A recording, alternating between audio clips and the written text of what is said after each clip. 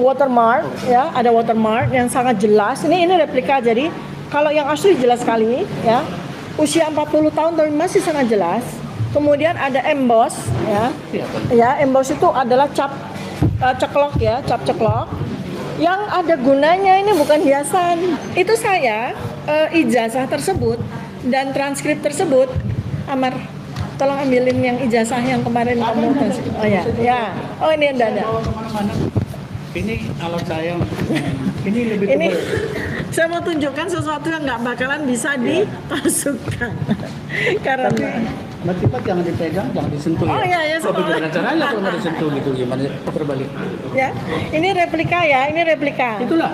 Ya, ini namanya replika ya. Ini replika, aslinya ada di tempatnya ahli waris tersebut ya.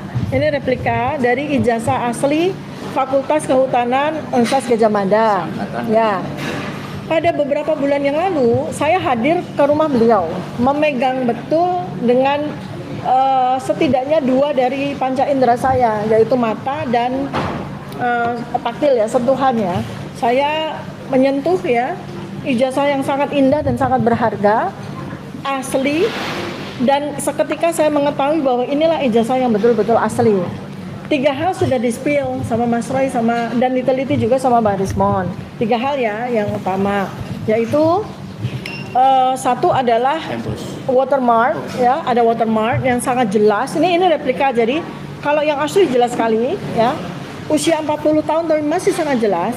Kemudian ada emboss ya. Ya, emboss itu adalah cap ceklok ya, cap ceklok. Yang ada gunanya, ini bukan hiasan. Ini ada gunanya. Jadi emboss atau cap ceklok ini mengunci tanda tangan rektor ini. Dan tembus ke belakang. Tembus ke belakang. Ya, ini kalau replika jadi nggak tembus ke belakang. Nah, kalau yang asli tembus ke belakang. Udah dari 2 itu aja udah susah sekali untuk dipalsukan. Ya. Stempel Mbak. Nah, Stempelnya. ya, jadi 1 watermark kan yang sudah di-spill ya. Kedua adalah emboss cap ceklok ya. Kemudian yang ketiga adalah lintasan stempel yang jelas sekali, ya, jelas sekali. Nah, ada satu lagi yang mau saya tambahkan yang belum juga disampaikan oleh semua orang ya, yaitu soal syarat foto. Syarat foto untuk wisuda itu ada jelas sekali syaratnya. Dan itu ya, kami mahasiswa Universitas Gadjah Mada itu khas banget. Kami punya langganan di mana kami pas foto untuk ijazah. Ya, walaupun itu bukan rekanan resmi, tapi mereka tahu persis. Ya, studio foto itu ada di Jalan Kaliurang. Semua orang yang mau wisuda di UGM udah pasti fotonya di situ. Dan mereka sudah diberikan syarat-syarat oleh UGM. Fotonya harus begini. Latar belakangnya. Jadi ini rata-rata seragam karena memang kita fotonya di situ-situ aja. Apalagi tahun 45 kayaknya nggak banyak tukang pas foto ya. Memang iya, memang ada aja cuma di Jalan Kaliurang itu. Ya. Iya. Kalau sekarang kan sudah pojok tuh. Kalau sekarang enggak, cuma di situ aja. Koordinasi di situ. Iya, ada namanya Samudra apa gitu ya. Jadi Sanur gitu-gitu. Bukan Samudra atau apa lagi. Itu tuh satu keluarga. Nah, itu ya kita di situ-situ aja. Dan fotonya persis seperti ini.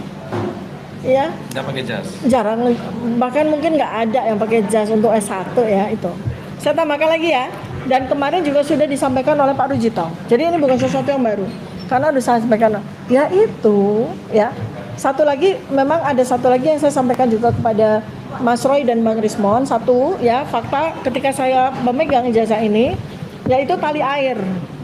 Di sini nih ada tali airnya, Bang Jagir, Bang Madri, ada tali airnya. Tali air itu seperti uang, yang hanya bisa dilihat dengan gini loh, kita terawang, kayak kita lihat uang tuh loh.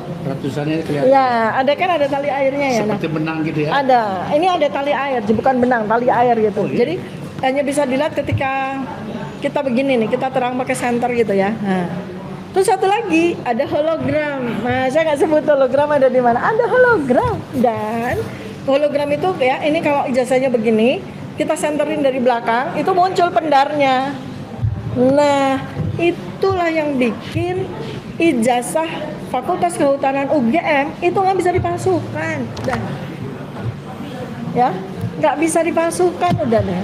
Mau sekali berapapun tuh nggak bisa dipalsukan, karena memang Universitas Gadjah Mada adalah salah satu universitas terbaik di Indonesia. Berarti Pak, Ya, jadi mereka itu pasti bikin ijazah itu nggak main-main. materai setiap Ya, angkatan beda ya? materai bukan setiap angkatan. Enggak, kalau kemarin di pengadilan Solo itu ada yang biru, ada yang merah. Yang angkatan 85 setahu saya yang asli merah Hijau, ya. Sementara yang itu biru ya. Nah, sebenarnya ada Bisa dijelaskan itu? Ya, saya jelaskan. Satu, sebenarnya materai itu mengikuti undang-undang. Oke. Ya, ada undang-undang, pasti nanti Bang Jagi dan Bang Fadri bisa lihat ya. Ada undang-undang dan Ya. itu sudah disampaikan oleh Profesor C. Ya. Beliau sampaikan bahwa Undang-Undang 1985 itu materai yang berlaku adalah Rp500 yang warnanya merah dan bukan hijau Rp100. Nah, tetapi pada beberapa universitas di UGM tahun 1985 itu masih berlaku materai warna hijau Rp100. Tapi untuk apa? Untuk ijazah sarjana muda, bukan ijazah sarjana.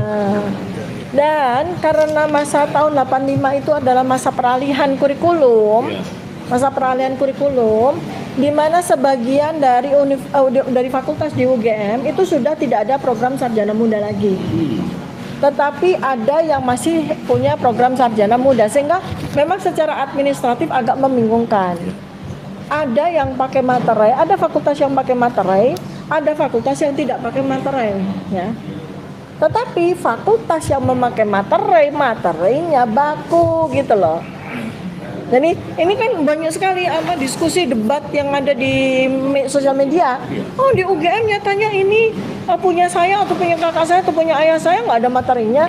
Tapi itu bukan kehutanan tahun 85. Ya. Oh, ini nyatanya di Fakultas Kehutanan UGM ada yang warna hijau, itu sarjana muda. Nah, kalau ada di luar dari ijazahnya Joko Widodo yang bermaterai hijau, saya akan usulkan atau saya akan minta kepada Polda Metro Jaya untuk menyita ijazah tersebut dan melakukan uji forensik. Karena saya hipotesiskan bahwa kalau ada ijazah sarjana Kehutanan UGM tahun 1985 materainya warnanya hijau, berarti hipotesis saya, menurut keyakinan saya, itu ijazah palsu. 99? Belum 99 karena belum diteliti ya. Oke. Jadi gini, saya ulang sekali lagi, kalau ada ijazah Ya, paham. sarjana Kehutanan UGM 1985 dengan materai warna hijau selain ijazah Joko Widodo, kita patut pertanyakan keasliannya. Bahasa Dengan hukumnya diduga palsu. Ah, ya, bahasa Udah hukumnya. jelas, ini udah jelas ya. Ini adalah ijazah asli. Ya. Ya, udah jelas ini adalah ijazah asli. Oke, lanjut. Nah, restoratif justice ya. Oh. Sekarang nih soal restoratif justice. Aku juga yang memulai ya. Ya, jadi Dokter Fadli menambah. ya, saya nanya dulu ya soal Ya. restoratif. Jadi gini. Aku bertanya dulu. Oke. Iya, kan ada tiba-tiba. Tiba-tiba lagi. Iya kan tiba-tiba tuh restoratif justice muncul ketika ada sowan. Jadi artinya restoratif justice yang baru saja terjadi ini bukan sebuah proses hukum, tapi sebuah proses silaturahmi. Dia bukanlah proses hukum, tapi produk silaturahmi. Bukan produk hukum, tapi produk silaturahmi. Gara-gara sowan, maka keluarlah restoratif justice. Iya. Proses silaturahmi. Jadi lanjut, sekarang lanjut. di manakah? Iya kan? Jadi masalahnya adalah nih kalau kita bicara secara hukumnya ya. Masalahnya dua orang yang mendapatkan restoratif justice dan kemudian lanjutnya adalah SP3 adalah dua orang tersangka yang sampai dengan hari ini belum pernah diperiksa sebagai tersangka. Bagaimana mungkin seseorang atau tersangka yang belum pernah diperiksa satu kali pun sebagai tersangka tiba-tiba gara-gara sowan langsung mengalami restoratif justice dan kemudian mendapatkan SP3. Sementara kami 3 orang yang sudah diperiksa sama sekali tidak ada tawaran apapun dari Polda, ya kan? Nah, begitu juga dengan 3 tersangka lain di klaster 1 yang sampai dengan hari ini juga belum diperiksa. Kamu mau ditawar?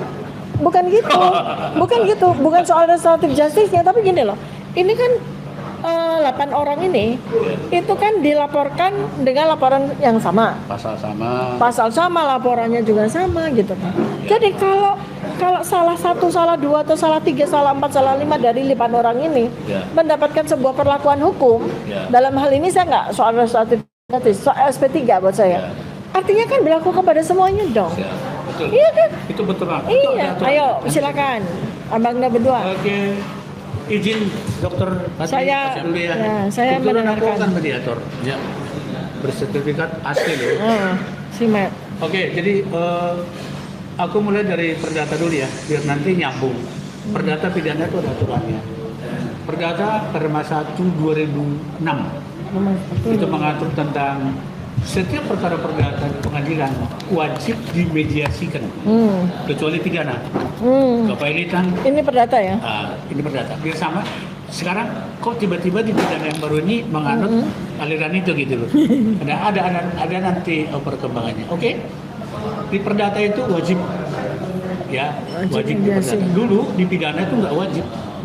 Bahkan kalau kita berdamai pun rata-rata dulu penyidiknya mungkin lari, bukan urusan saya ya gitu. Takut mereka terlibat hal-hal apa gitu. Padahal tujuan kita. Saya 2 bulan lalu di Polda Makassar restoratif justice sesuatu perkara yang serius dan saya bisa. Nah sekarang kita yang ada sekarang, saya tidak menyebut nama atau tidak menyebut waktu, tempus dan lokusnya yang melakukan ini. Saya bicara aturan.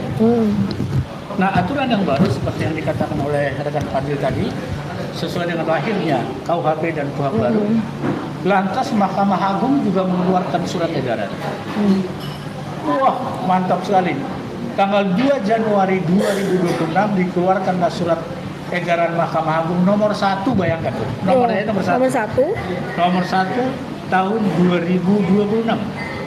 Dari nomornya kan itu kan berarti belum ada surat edaran baru, surat edaran yang lain dari Mahkamah Agung. Itulah konsennya Mahkamah Agung mengadopsi, mengarahkan para penegak hukum, jaksa, pengadilan khususnya agar antisipasi terhadap KUHP yang baru dan KUHP yang baru.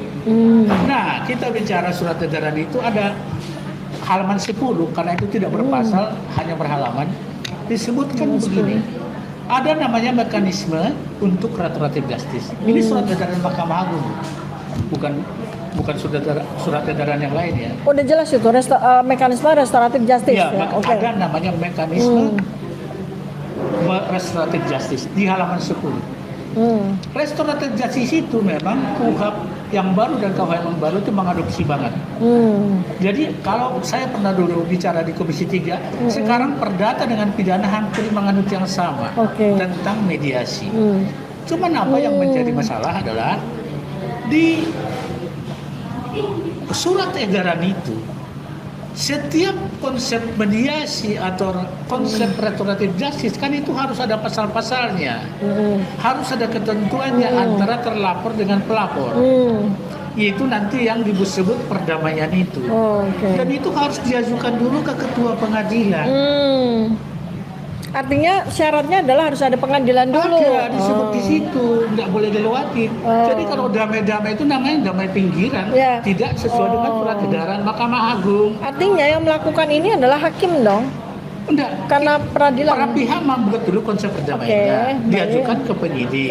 Penyidik juga harus melihat benarnya layak nggak diperdamaikan ini. Jadi nggak boleh perdamaiannya yang jomblang atau tidak berimbang atau hanya asal-asalan gitu.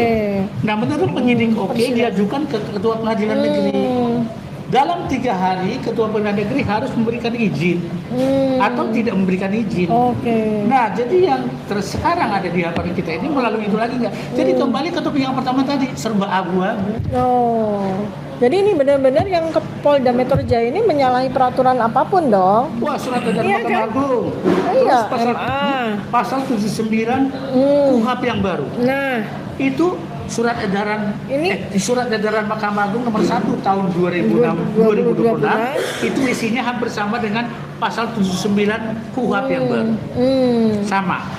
Ya, harus sama, nggak boleh kan bertentangan. Masuk Mahkamah Agung mengeluarkan ini Abang Dah, ini masa sih Polda Metro Jaya nggak tahu gitu Loh, loh? gini, Mbak, tadi Pak Bicara. Bisa. Ya. Loh, itu keluarnya tahun baru. Hmm. Sementara karena kita tadi cepat banget larinya, bisa saja ketinggalan. Hmm. Loh, secara manusiawi bisa dong. Bisa Tapi ketinggalan. masalahnya sebelum tanggal 2 Januari Ini tangan saya 2026, harus begini, Mbak. iya. Saya kembalikan dulu. Jadi sebelum tanggal 2 Januari 2026 kan nggak ada konsep restoratif justice di KUHP lama. Ya, Iya kan? Ya. Jadi kan adanya di perdata. lembaga ada di perdata kan, di perdana nggak ada kan. Jadi mereka ini menggunakan apa untuk mengeluarkan restoratif justice? Itulah analisa Mbak Tripa. Iya, kan? Otak eksak ya. Makanya Kalau kan. kami bisa agak melipir Oh, begitu ya. Tapi makanya. based on surat edaran nomor 1, ingat nomor 1 loh. Biasanya kalau surat edaran itu seperti yang lain udah surat edaran ribuan nomornya. Ya, Tapi ini the beginning of 2026, Mahkamah Agung langsung respon KUHP dan KUHP yang baru. Ini loh petunjuknya loh. ini kan restoratif justice ya, yang di KUHP lama tuh nggak ada, lalu kemudian muncul kemudian dipakai dengan begitu aja. Ini kan satu-satunya pihak yang bisa melakukan ini adalah hantu karena menggunakan pasal hantu kan gitu. Ya. Iya kan? Restoratif Justice Wani Biro 3.000 triliun baru kita Kalau ada duitnya jadi hantunya jadi hilang, jadi orang ya. 3.000 triliun Langsung Satu APBN. berempat rasanya di situ lebih bagus lagi. Subscribe, share, like, and comment. Subscribe, share, like, and comment. Subscribe, share, like, and comment. Subscribe, share, like, and comment. Subscribe, share, like, and comment.